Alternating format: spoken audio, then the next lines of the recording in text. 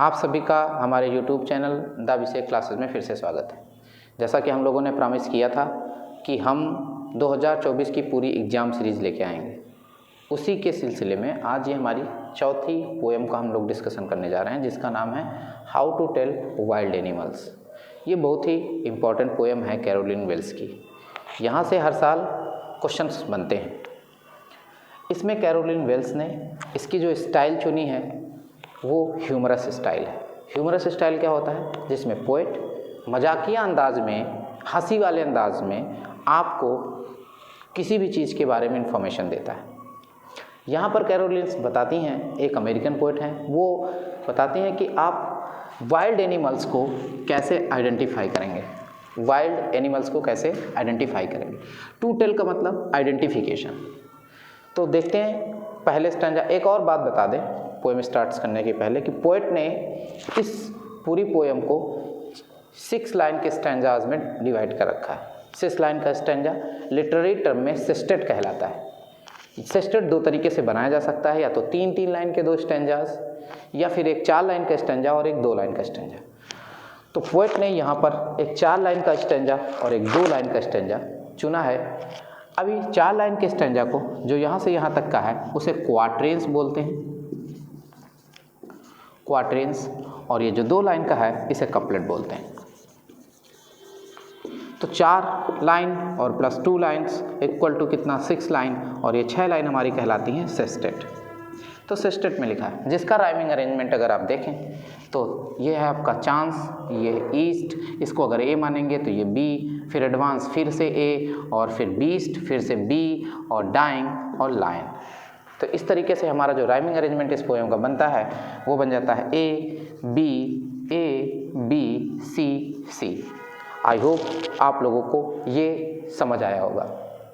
अब बढ़ते हैं पोएम के line to line, word to word explanation पर।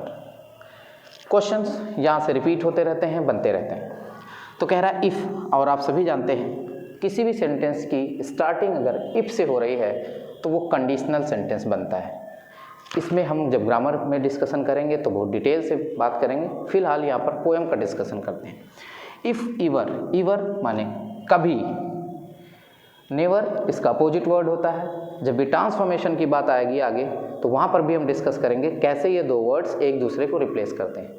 ग्रामर की भी हम पूरी सीरीज लेकर आने वाले हैं, तो अभी वहाँ पर इसको छोड़ देते हैं।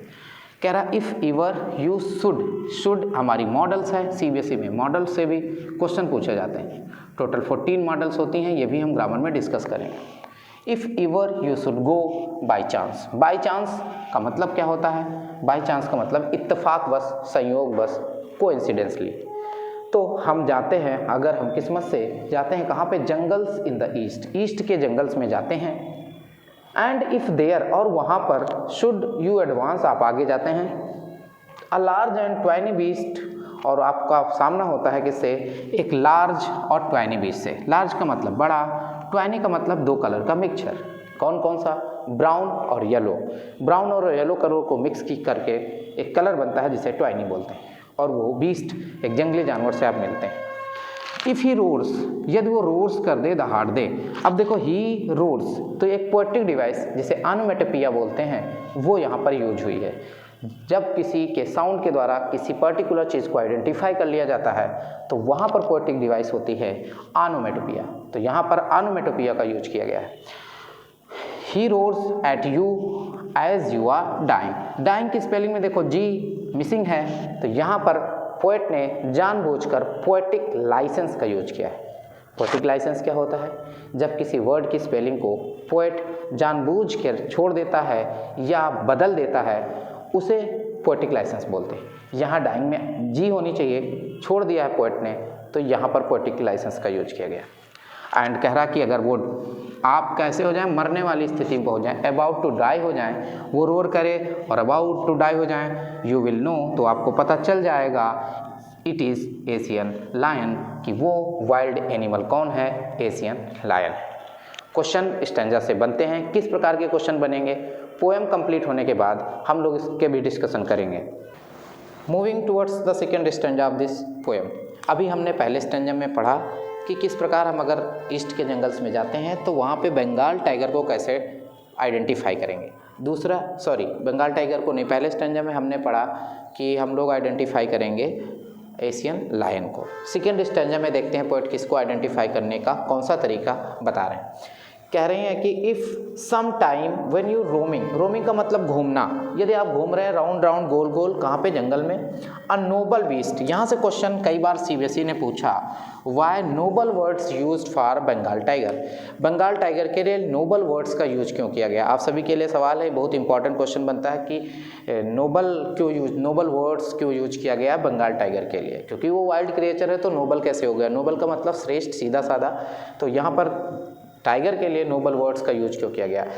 अ नोबल वाइल्ड बीस्ट, एक श्रेष्ठ जंगली जानवर आपको मिलता है, ग्रीट्स यू, और वो आपका क्या करता है, स्वागत करता है। विद ब्लैक स्ट्राइप्स, जिसके शरीर पर क्या है, ब्लैक स्ट्राइप्स हैं, और जिसका ग्राउंड कैसा है, येलो है, मतलब पूरी बॉडी येलो कलर की है और उस पर ब्लैक कलर की क्या है, स्ट्राइप्स हैं। Just notice if he eats you, और वो जब तुमको खाता है तुम्हारी नज़र तब उस पर पड़ती है, जब आपको खाता है तब आपकी नज़र उस पर पड़ती है। दिस सिंपल रूल में हेल्प यू टू लर्न, ये साधारण तरीका है जो आपको बताएगा, आप जान पाएंगे कौन है बंगाल टाइगर टू डिसर्न। इस तरीके से आप किसको खोज पाएंगे, बहुत मुश्किल से, डिसर्न, डिफ़िकल्टी से आइडेंटिफाई कर पाएंगे कि वो कौन है, बंगाल टाइगर है।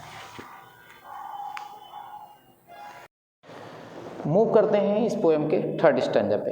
राइमिंग स्कीम सारे ही स्टैंजा की वही है, जैसा कि मैंने बताया था।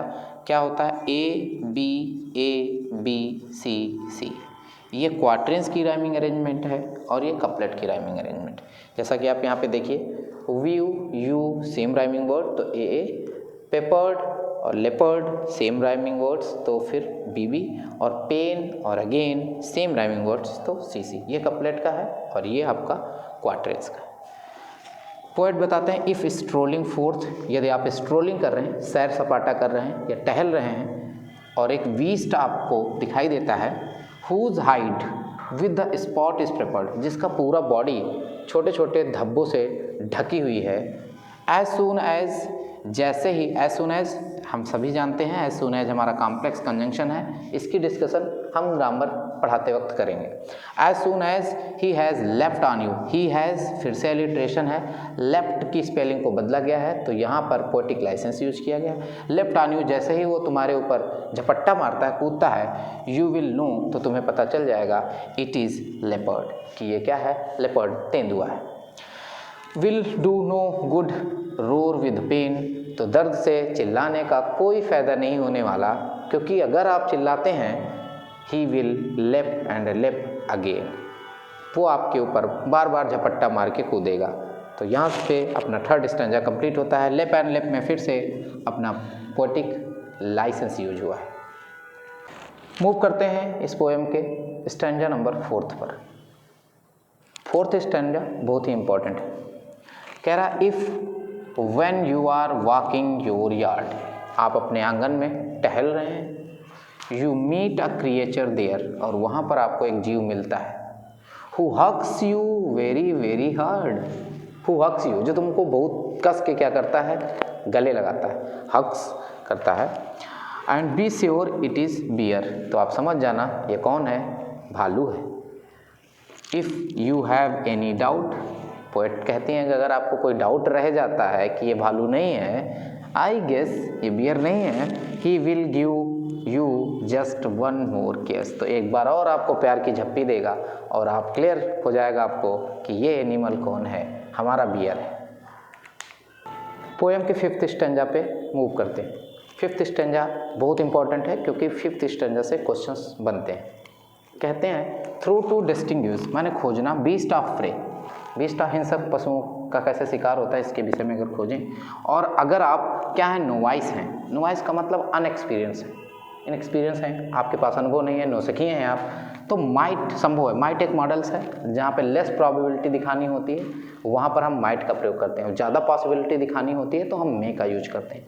जब मॉडल्स का वीडियो लेके आएंगे तो हम वहाँ पर इसका डिटेल डिस्कशन करेंगे। अगर आप नोवाइस हैं, नौसिखिए हैं, might non plus, non plus का मतलब होता है गेट पजल्ड या परेशान, विस्मित हो सकते हैं आप। किस में, डिफरेंस करने में, क्रोकोडाइल यू ऑलवेज में टेल फ्रॉम हाइना दस। क्रोकोडाइल और हाइना में डिफ्रेंशिएट करने में आप हमेशा गलती कर सकते हैं। क्यों? Hyenas come with merry smiles. Hyena जब भी आपको मिलेगा तो मुस्कुराते हुए मिलेगा, और क्रोकोडाइल की पहचान में आप सभी जानते हैं कि इफ़ दे वीप, यदि वो रोते हैं तो you are crocodile, they are crocodiles, तो वो क्या हैं? क्रोकोडाइल्स। तो क्रोकोडाइल्स को पहचानने का सबसे तरीका यही है कि क्रोकोडाइल्स टीयर्स के साथ मिलेंगे, और आपने एक फ्रेज सुनी होगी क्रोकोडाइल्स टीयर्स। तो क्रोकोडाइल्स आपको रोते हुए मिलेंगे, हाइनाज आपको मुस्कुराते हुए मिलेंगे। ये एक तरीका है जिससे आप आइडेंटिफाई कर सकते हैं किस किस के बीच में, किसको किसको, हाइनाज को और क्रोकोडाइल को। मूव करते हैं इस पोएम के लास्ट स्टैंजा पे। बहुत ही इंपॉर्टेंट पोएम, जैसा कि मैंने पहले भी डिस्कस किया था कि ये इंपॉर्टेंट पोएम बनती है, इससे क्वेश्चन जरूर आते हैं सीबीएसई में। कह रहा है कि अगला लास्ट स्टैंजा है, true chameleon is small. Chameleon आप सभी जानते हैं गिरगिट, गिरगिट होता है जिसकी खासियत होती है सरफेस के हिसाब से, सराउंडिंग के हिसाब से कलर चेंज करने की। तो कैमेलियन इज स्मॉल, छोटा होता है। A lizard sort of thing, lizard आप सभी के घरों में देखने को मिल जाती है, छिपकली जिसे कहते हैं। तो लिजार्ड सॉर्ट ऑफ माने टाइप का थिंग्स है, जैसे कि लिजार्ड है वैसे ही कैमेलियन होता है। He hasn't any ears at all, उसके ना तो ईयर होते हैं मतलब कान नहीं होते हैं, नॉट अ सिंगल विंग, और ना ही पंख होते हैं। ऑब्जेक्टिव टाइप के क्वेश्चंस में यूपी बोर्ड के ये क्वेश्चन पूछा जाता है कि कौन सी दो चीज़ें हैं जो कैमेलियन के पास में नहीं होती हैं। सिंपल आंसर होगा कि ईयर्स नहीं होते हैं और विंग नहीं होते हैं। तो आगे बढ़ते हैं, और लास्ट लाइन कहती है, if there is nothing on tree. आप पेड़ पे कुछ देखते हैं, वहाँ पे आपको कुछ भी दिखाई नहीं देता है। टिस एक एक्टिव वर्ड है जिसका अब मीनिंग होता है दिस। ये एक्टिव वर्ड्स है जिसका अब मीनिंग होता है दिस कैमेलियन यू सी। तो निश्चित तौर पर आपने किसको देखा होगा? कैमेलियन को देखा होगा, गिरगिट को देखा होगा, क्योंकि उसने पेड़ के हिसाब से अपना कलर चेंज कर लिया है। तो आई होप आप सभी को ये वीडियो पसंद आई हो। अगर पसंद आई है तो हमारे चैनल को सब्सक्राइब करें, थोड़ा सा सपोर्ट करें।